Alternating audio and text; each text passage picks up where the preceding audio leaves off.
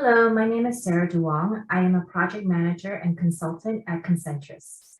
Today, I want to show you how to do an asset transfer inside the fixed asset management module. The first thing you want to do is navigate to fixed assets, transactions, and then the asset transfer function. I have it up right here in this tab. And what you'd like to do is go ahead and select the asset that you want to do the transfer in. You're also going to select the transfer date that this is going to be active as of. Okay. And I'm going to stop here for a moment.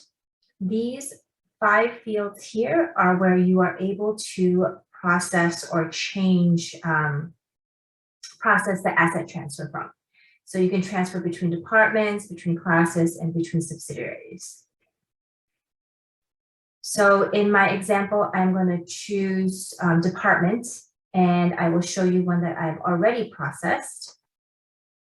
Here is asset number 2 that's already been processed, and I'm going to show you the depreciation history. You can see in this schedule, you can see the asset being transferred out and then back in under the same department. It's not as noticeable here on the actual department or classification transfer, but if you go to the journal entry, you'll see here very specifically outlined this is the asset transfer without department, and it transfers back in with the department. Okay. All right, so I'm going back to the depreciation history schedule. Again, you'll see that because of the transfer, it removed the depreciation schedule.